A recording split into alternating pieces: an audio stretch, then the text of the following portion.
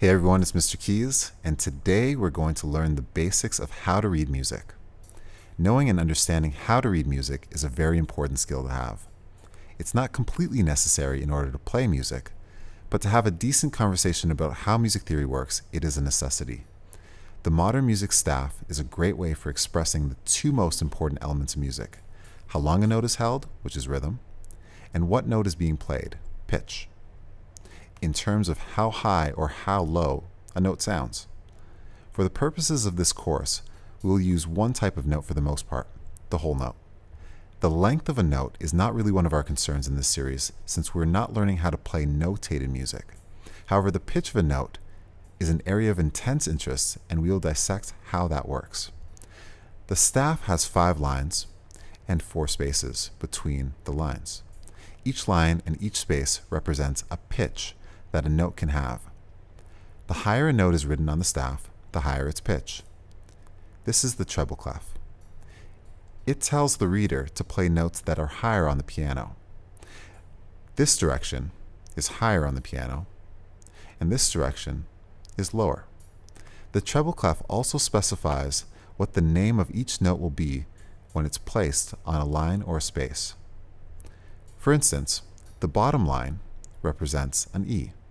We can see that the line goes through the note, which means that the note is on the line.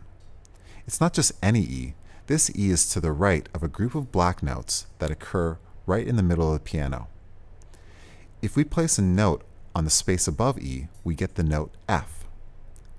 On the piano, we've already seen that F is to the right of E. On the line above F, there's G. Above that is A, then B, then C, etc. If we continue up the staff, it seems that we have run out of notes when we get to the top line, which is F. We can actually place a note on top of that line to get another G. Surely we've run out of notes by now, right? Not so fast. We can actually add lines and spaces through the use of a tool called a ledger line. We do not extend the line all the way across because it would make reading music much more complicated. The human eye can easily distinguish 5 lines. But what if we had 12 lines? How easy would it be to see the 9th out of 12 lines? This is why we only have 5 lines in music that are placed all the way across. Once we add the ledger line, now we can draw a note on top to get A. If we draw a note on top of the ledger line, we now have B. To continue upwards, we draw a second ledger line and place a note on top to get C. D goes on top of that, and we continue like this forever. The same is true if we want to place notes lower than the lowest line of the staff. Placing a note on the bottom line gives us E. We can place a note below the line to get D. Now we need to use ledger lines again. C is on a single ledger line. This C is significant because it is known as middle C, namely because it is in the middle of the piano. B is written below the ledger line, and we need to add a second ledger line to get A. Here's G and F, and so on.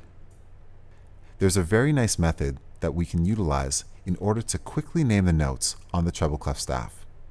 The lines are E, G, B, D, and F. An easy way to remember this is to use the saying, every good boy deserves fudge.